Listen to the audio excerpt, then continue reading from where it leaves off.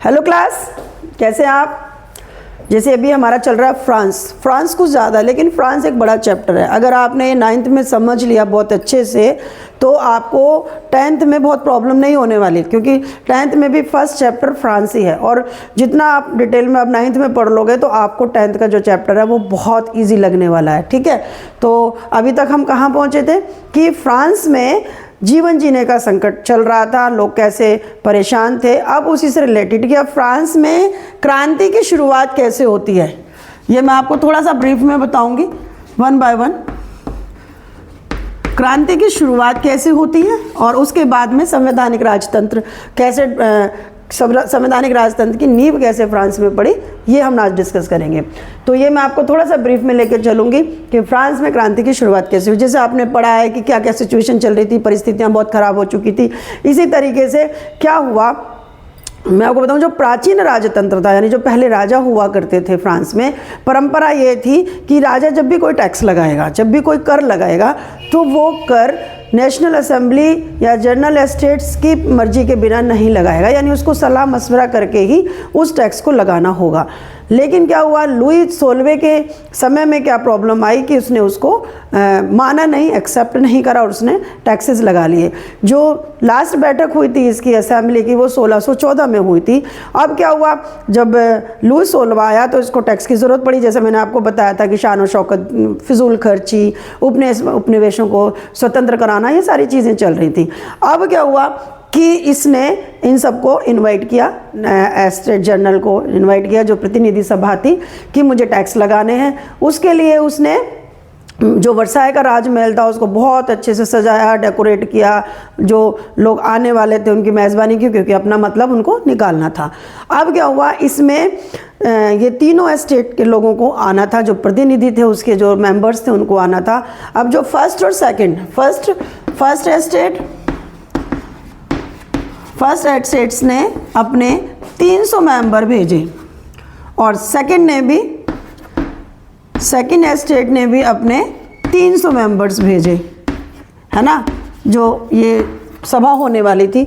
और जो third estate था, जो तीसरा एस्टेट था, इसने अपने 600 मेंबर्स भेजे, क्योंकि ये बड़ा था, है ना, इतने मेंबर इसमें शामिल हुए। अब मैं आपको बता दूं कि ये लोग, ये सारी एक प्रतिनिधि सभा थी जो कि डिसाइड करना था टैक्सेस के बारे में, और इसने सम्राट ने इनको इनवाइट किया था।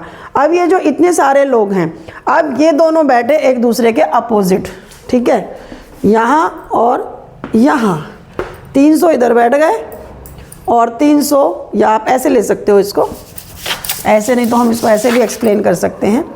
इसी तरह बैठ गए, ये एक दूसरे के अपोजिट बैठ गए, है ना। और ये जो 600 थे ये इनके पीछे खड़े हुए, इन्हें बिठाया नहीं गया, ये खड़े हुए इन लोगों के पीछे। ये तो बैठे, लेकिन जो 600 है, तीसरा एस्टेट है, उसकी इतनी वैल्यू थी, मतलब जो भी इनके सामने उसकी वैल्यू थी, इनको खड़ा होना पड़ा इनके बैक में, और ये दोनों एक दूसरे के अपोजिट बैठ गए। अब ये जायज़ है कि अगर ये लोग असेंबली में आ रहे हैं तो कोई अनपढ़ गवार या कमज़ोर या गरीब लोग तो होंगे नहीं। मैंने आपको बताया था कि तीसरा एस्टेट भी 2 भागों में बटा हुआ था, है ना।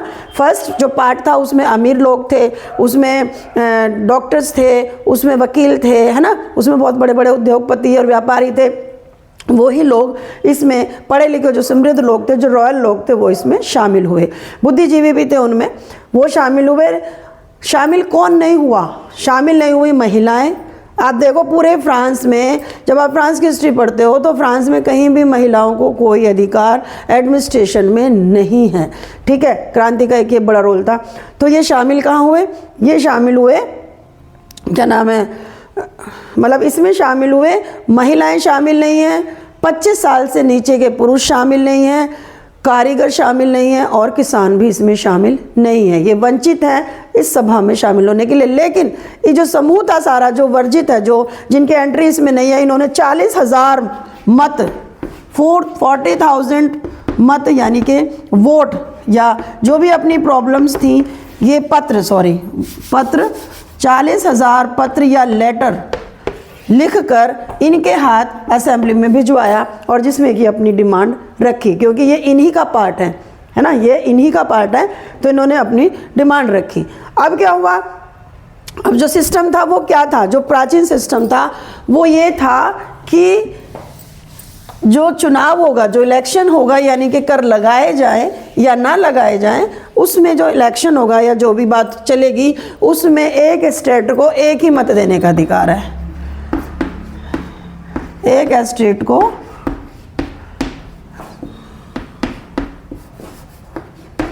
एक स्टेट एक वोट देगा, जो चला आ रहा था पहले से।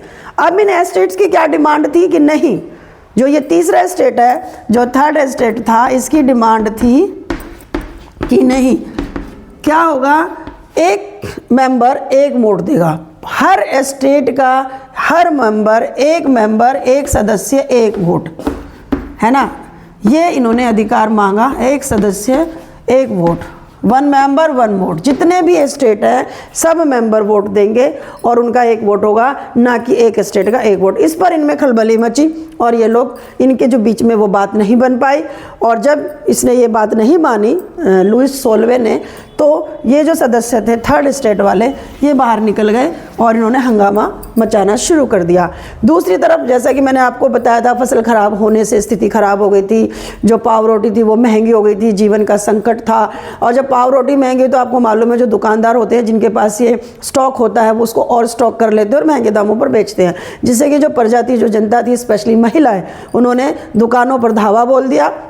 दुकानों पे धावा बोलने के बाद दुकानदारों को हटाया और सारी चीज़ें कैप्चर कर ली। उधर देहाती क्षेत्रों में, जो ग्रामीण क्षेत्र थे, वहाँ एक अफवाह फैल गई कि जो ज़मींदार हैं, गांव के जो ज़मींदार हैं, जो रॉयल हैं, वो हथियारबंद लोगों को गांव में बुला रहे हैं और उन पर अटैक कराना चाहते हैं। तो गांव के जो किसान थे, उन्होंने गांव में देहाती जो किले थे उन पर अटैक कर लिया और उनका सारा अनाज कैप्चर कर लिया और वो जो जमींदार थे उनको भागना पड़ा गांव से, या तो वो शहर की तरफ भाग गए या फिर उन्होंने विदेशों में जाके शरण ली। तो इस तरीके से ये क्रांति शुरू होती है। और बाद में क्या हुआ, लास्ट में ये हुआ, जब इसकी शुरुआत, इसका अंत होने वाला था, कि मजबूरन जो सम्राट था उसको संविधान के अंडर में होना पड़ा, है ना, वो असेंबली के अंडर में हुआ, उसने उनकी बातें मानी। और जो चर्च था, चर्च के जो पादरी वर्ग थे, उनके विशेषाधिकार खत्म कराए गए, उनको जो टैक्स वाला अधिकार था वो खत्म हुआ, जो चर्च की प्रॉपर्टी थी उसको कैप्चर किया गया। और उससे कहते हैं कि कम से कम जो गवर्नमेंट थी उसको 20 अरब लिब्रे, मतलब जो चर्च की संपत्ति थी वहाँ से जब लूट में उसको जब कैप्चर किया गया, तो 20 अरब लिब्रे, जो उनकी मैंने आपको बताया था करेंसी थी, लिब्रे जैसे हमारे यहाँ रुपया है, 20 अरब लिब्रे की प्रॉपर्टी या संपत्ति प्राप्त हुई, जो कि फ्रांस की नई सरकार थी। तो इस तरीके से एक तरीके से फ्रांस में तख्ता पलट हो गया। अब इसके बाद क्या हुआ, इसके बाद ये हुआ कि अब फ्रांस में संवैधानिक राजतंत्र की शुरुआत होती है। अब संवैधानिक राजतंत्र क्या हुआ, मैं इसके लिए आपको बताती हूँ। फ्रांस में संवैधानिक राजतंत्र, अब राजसत्ता संविधान के हाथ में, संविधान के अकॉर्डिंग चलेगी। फ्रांस में संवैधानिक राजतंत्र, कॉन्स्टिट्यूशन बेस्ड राजतंत्र होगा, लेकिन संवैधानिक नियमों के आधार पर। अब आप देखिए इसमें क्या क्या होता है, इसको मैं आपको थोड़ा सा पॉइंट वाइज समझाऊंगी। इसमें आपके में एक मैप भी बना हुआ है ना। अब क्या हुआ, इस संवैधानिक में नेशनल असेंबली मेन हो गई, है ना, नेशनल असेंबली मेन हो गई। अब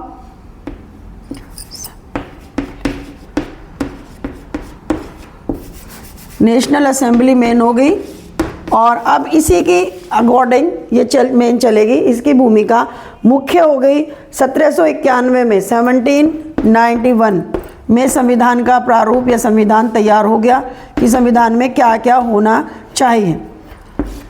ठीक है, संविधान का प्रारूप तैयार हुआ। उद्देश्य क्या था, मेन एम था सम्राट की निरंकुश शक्तियों पर कंट्रोल करना और उनको समाप्त करना, और संविधान को लुइस सोल्वे को या जो भी राजा बनता है उसको संविधान के अंतर्गत काम करने के लिए विवश करना।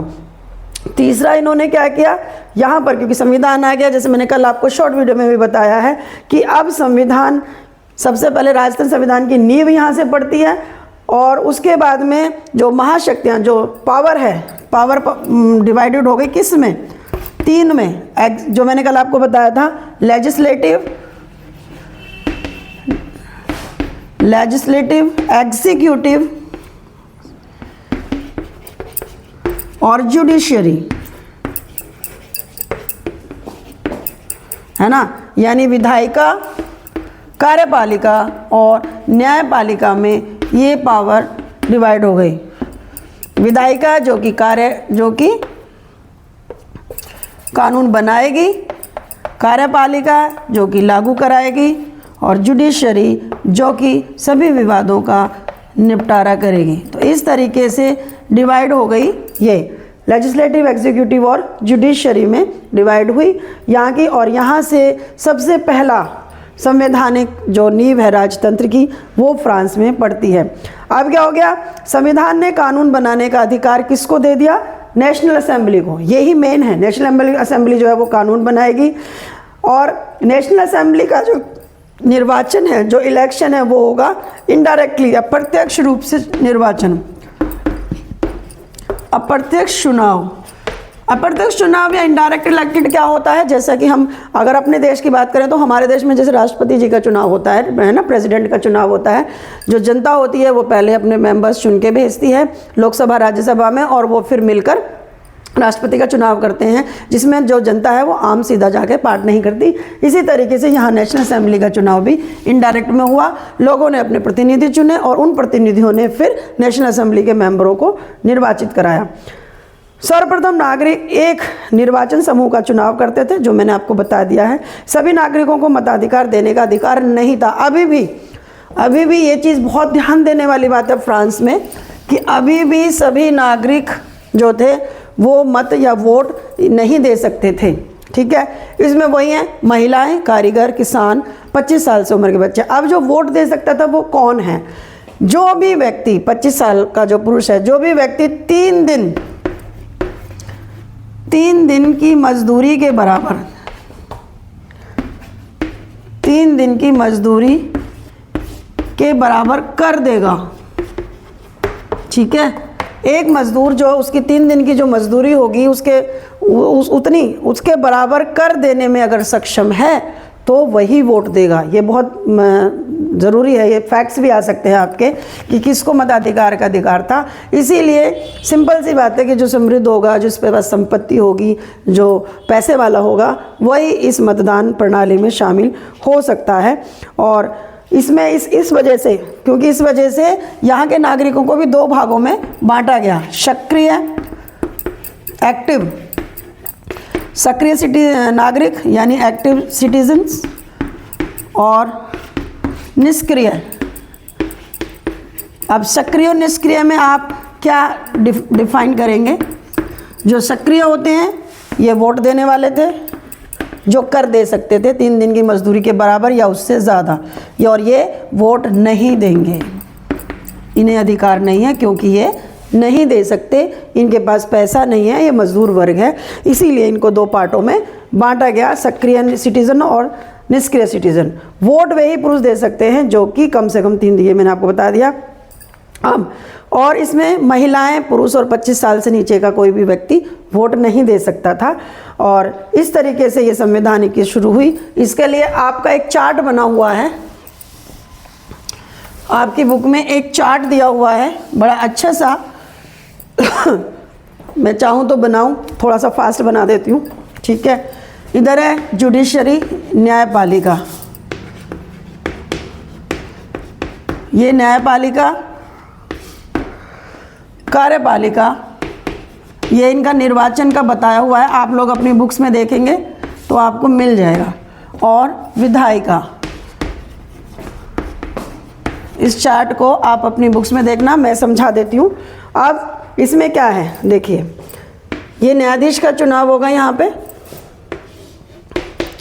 ये कार्यपालिका हो गई। कार्यपालिका में कौन है, जो कि सम्राट अब सिर्फ लागू करवाएगा नियमों को, और इसके मंत्री हो गए। ऐसे बना हुआ है और ये मंत्री हो गए। नेचुरली अपने मंत्रियों की सहायता से ही वो जो रूल रेगुलेशन है उनको बनाएगा।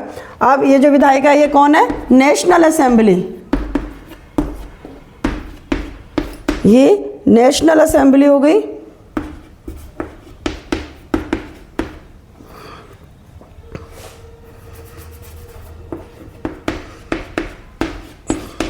थोड़ा लिखने में देख लेना आप थोड़ा सा। नेशनल असेंबली हो गए और इस नेशनल असेंबली में 745 मेंबर्स हो गए, सदस्य हो गए। ठीक है, अब ये बनाएगी कानून। ठीक है, अब इसको कौन चुनेगा? नीचे इसको चुनेंगे जो कि जनता ने निर्वाचित कर दिए गए हैं, निर्वाचित सदस्य मेंबर्स। कितने हैं वो? लगभग हैं वो 50,000, क्योंकि हर किसी को वोट देने का अधिकार। ये 50,000 चुने हुए इलेक्टेड मेंबर्स हैं जो कि चुनेंगे नेशनल असेंबली के 745 मेंबर्स को। और अब इन्हें कौन चुन रहा है? ये देखिए मैं आपको बताती हूँ। इन्हें चुनेगा सक्रिय नागरिक। जब मैंने आपको बताया था कि जो कर देने लायक थे, जो अमीर थे, वो एक्टिव सिटीजन्स यानी सक्रिय नागरिक। ठीक है, और ये कितने थे? लगभग जो इनकी पॉपुलेशन थी 2.8 करोड़, इसमें से ये 40 लाख लोग थे, लगभग 40 लाख सिटीजन जिन्होंने इनको चुना। ठीक है, ये वर्ग बन गया सक्रिय लोगों का। और उसके बाद थे निष्क्रिय लोग। जैसा कि मैंने आपको बताया, इन्हें कोई मत देने का अधिकार नहीं है। निष्क्रिय मान लो जनता जो 25 साल से कम उम्र के हैं और जो कम, या महिलाएं, है ना, ये वो लोग थे जिनको वोट का अधिकार नहीं था, ये वोट नहीं दे सकते थे। ये पॉपुलेशन थी यहाँ की। ठीक है, तो ये वाले हालात हैं। अब यही लोग, इन्हीं का वोट यहाँ जाएगा, ये वोट दे सकते हैं। अब मैं आपको ये बताती हूँ, ये नेशनल असेंबली क्या करेगी? ये नेशनल असेंबली इस पे कंट्रोल करेगी और इस पे भी कंट्रोल करेगी। ये एक दूसरे के प्रति उत्तरदायित्व होंगे, है ना। ये इसको जवाब मांगेगी और ये इसको जवाब देगा और ये इस पे भी कंट्रोल करेगी, क्योंकि राजा के अंडर में। ये था संवैधानिक राजतंत्र फ्रांस का। अगर आपको समझ में आए तो इसको लाइक कीजिए, सब्सक्राइब कीजिए और मुझे थोड़ा फीडबैक दीजिए ताकि मैं आपको और अच्छे से समझाने की कोशिश करूं। और इसके लिए नेक्स्ट क्लास में हम फिर मिलते हैं कि फ्रांस के जो आगे जो भी है टॉपिक, उसको हम नेक्स्ट क्लास में डिस्कस करेंगे।